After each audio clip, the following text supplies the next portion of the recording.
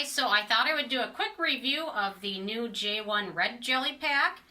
It's added to their collection. They've got the black jelly pack. They also have the original one, which is their initial primer that they came out with.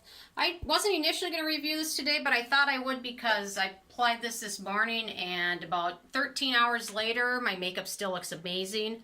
I used it yesterday too, where I was outside all day on the river, getting splashed with a little bit of water, sweating a lot, and my makeup still looked amazing at the end of the day. So I thought I would give you guys a quick review of it. I actually really like this one.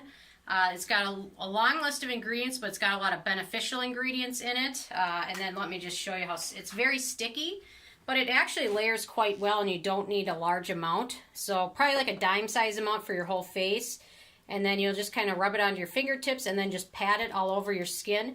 And you can apply it over moisturizer. I applied it over my First Aid Beauty Ultra Repair Hydrating Serum and over my Drunk Elephant Protini this morning. Then I applied this and I let it sit for about a minute or two, and then I applied my sunscreen on top and then a foundation on top, and I didn't have any issues with pilling or anything. So it really does help your makeup stick, and I really like it for sunblock. Actually, it really helps it adhere to your skin better and no pilling or anything. So it's kind of amazing actually that they've created something like that. Actually, with, for the most part, very good ingredients. However, I must say at the end of the list of this one, there is a bit of fragrance. However, it does dissipate quite quickly, which is a nice thing. So I'm pretty excited. It's 1.69 ounces. I think it's around $40 or so. $42. So it's actually a bigger bottle than a lot of other products come in. So it's not that expensive. And as you see, a little bit goes a long way. About a dime size amount covers your entire face. Here's their original one, which is, it's got a very similar texture, and it also has a lot of beneficial ingredients, but it does not have any fragrance in it. This is the original version. Also pretty sticky, and a little bit with this one also goes a long way.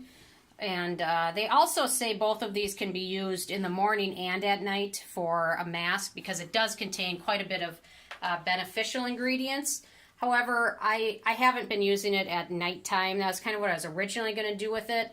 But I haven't been using it at nighttime just because I've got a good solid nighttime routine.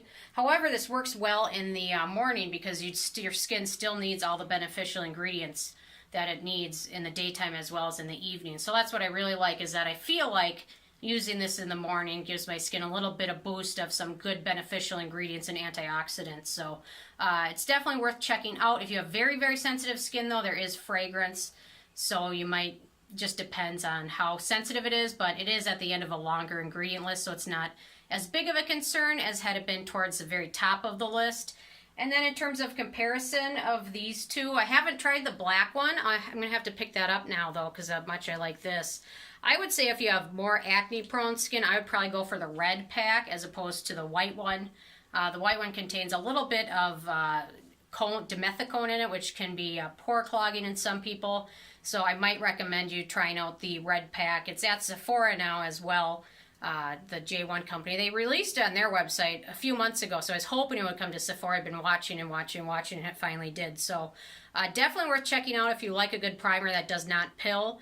It also definitely helps with sunscreen wear throughout the day, because some sunscreens can get kind of greasy, and that did not happen at all with this. So I was pretty impressed with it. It takes a lot to impress me, but now that I've been using it for several days in a row, I'm sold on it. So anyway, I was just letting you guys know, just a quick review, and then I was also going to let you guys know what else I have coming up this week. I've got a few new products. I've got the new Alginist Alive probiotic mask. I've been trying it now a few days, so I'll let you guys know my thoughts more on it soon. I've got the new Caudalie Vino Pure Serum, so I'll let you guys know my thoughts on that one too. And then I also have the new MAC Hyper Real Foundation. So I'm having fun playing with this one. There's 4 shades. I think this is the rose gold shade. So I'm having some fun with that. And then also Ole Henriksen came out with a couple new products.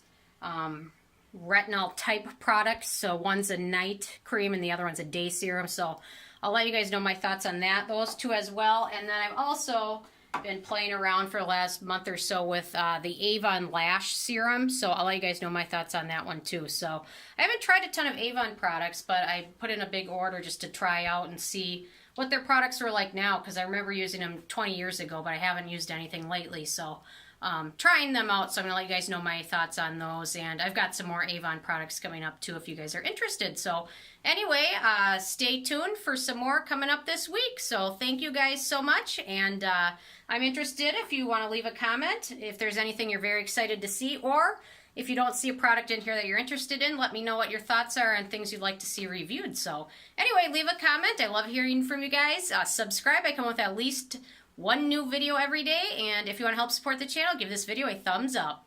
Thank you so much, guys.